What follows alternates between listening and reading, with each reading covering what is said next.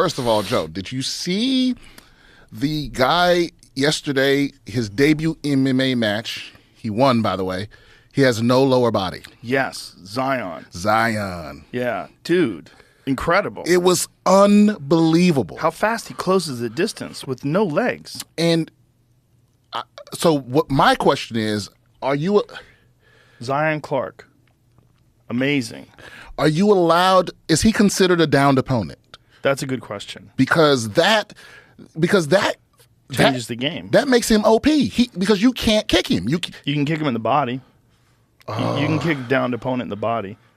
I mean, you think a leg kick is bad? Imagine an arm kick. Yeah, and then imagine, like, you can't grab his legs. You can't. Yeah. And also his upper body's insanely strong for someone of that weight class. So you have to think, like, first of all, nothing but props for the guy. No excuses. Oh, the guy's amazing. And just the fucking amount of courage that it takes to even train and become an elite wrestler and then become an MMA fighter, all with no legs. Incredible. It's insane. insane. No one's saying there's an advantage. But one thing that he's able to do, I mean, you don't have legs to control. So, like, your game is different.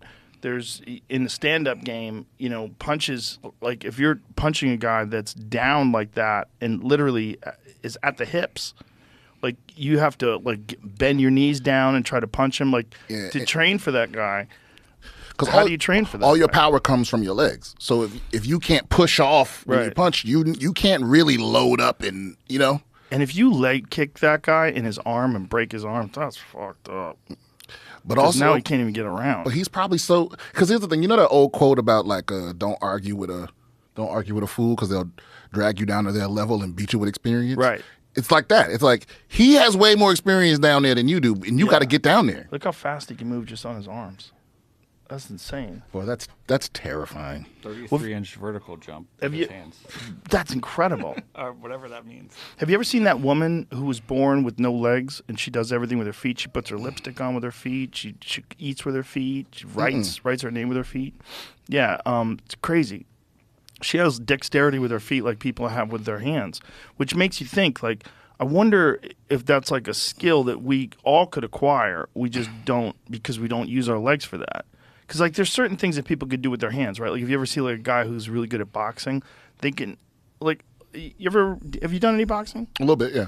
One of the things that's really awkward to learn is a left hook. It feels very weird. It does, yeah. When you're standing like this and you got to do that, it feels very weird to learn how to do that properly. It's a very odd movement.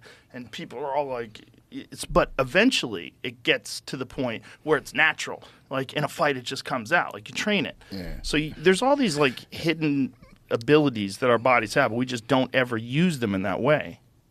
I think you know, necessity is necessary. Like, the fact that you have no choice. Yeah. That is the number one motivator. It's like, if I don't learn how to do this shit with my feet, I'm never going to do shit. Right. Yeah. I admire that kind of shit. And your nervous system, the way you learn things is by repetitive, you know, motion. Like, you do it over and over. That's why, like, when you tie your shoes, you don't even think about it. You just whoosh. Eddie Bravo used to always use that as an example about jiu-jitsu, that you got to train it to the point where it's automatic, like tying your shoes. Because when you tie your shoes, you're not thinking, okay, I make this loop and I wrap it around that loop and I go under and I do that. You don't think that. You just whoosh, whoosh.